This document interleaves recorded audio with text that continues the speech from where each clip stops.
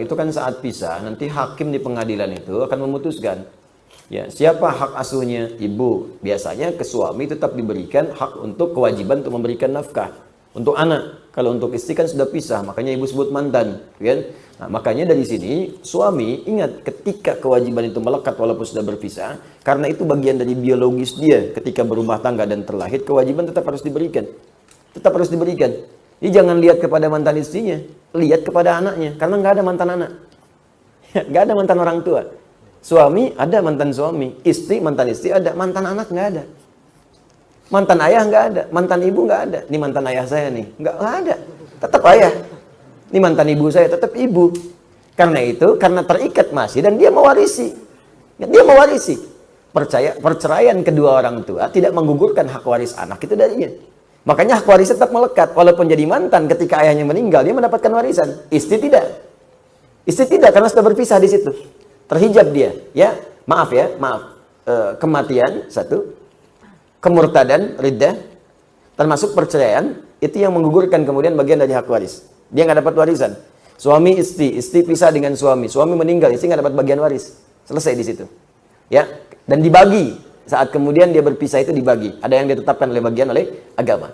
Kemudian murtad nggak dapat warisan.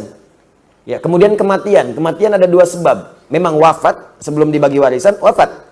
Ya, ingat, bukan wafat duluan yang ahli waris. Kalau wafat duluan yang meninggal, kemudian ahli waris masih ada, setelah itu dia meninggal, tetap warisan diberikan kepada dia. Karena yang wafat duluan yang akan diwariskan warisannya. Yang kedua, sengaja membunuh orang untuk mendapatkan warisan, terhijab dia, nggak dapat warisan. Ya, nggak dapat warisan. Itu terjadi nanti di masa-masa, bahkan ada juga di Al-Baqarah itu. Ya, sebab dinamakan Al-Baqarah. Salah satunya begitu. Ada orang di keluarga yang sangat kaya tapi pelit. Saking pelitnya, marah di bagian anggota keluarganya, maka malam-malam dibunuh dia. Ya, tujuannya apa? Tujuannya untuk mendapatkan warisan dari situ supaya hartanya bisa dikuasai. Dilemparlah kemudian jasadnya di jalanan, dilempar biasa, dia pergi dan orang nggak tahu siapa yang bunuh. Tuh, jadi peristiwa itu kalau nggak disebutkan kapan kejadiannya, siapa tokohnya, ini menunjukkan akan terjadi lagi di kemudian hari. Saya tanya pada Anda, ada kasus pembunuhan yang sengaja buang mayat di tempat-tempat terbuka? Ada. Ada kasus pembunuhan karena warisan? Ada. Ada kasus pembunuhan karena selingkuh? Ada. Makanya kasus-kasus itu diisyaratkan dalam Al-Quran di masa lalu supaya tidak terjadi di masa depan. Tapi kalau disebutkan tokohnya, kapan kejadiannya, ini menunjukkan kejadian itu hanya terjadi pada orang itu dan tidak akan terjadi lagi. Seperti Maryam, anaknya Imran. Disebutkan namanya plus bintinya sekalian. Wa Maryam ibnata Imran. Kejadiannya disebutkan, tak pernah disentuh laki-laki manapun, tapi bisa mengandung dan melahirkan. Ini artinya yang bisa mengandung dan melahirkan tanpa disentuh laki-laki manapun cuma Maryam. Dan tidak akan pernah ada Maryam lain.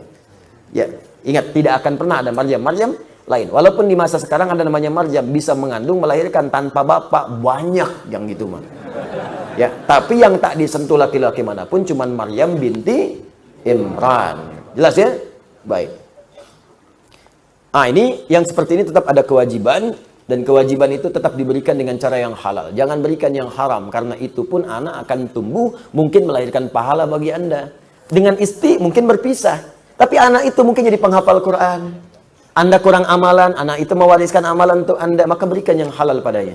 Supaya pekerjaan amal solehnya mudah dilakukan.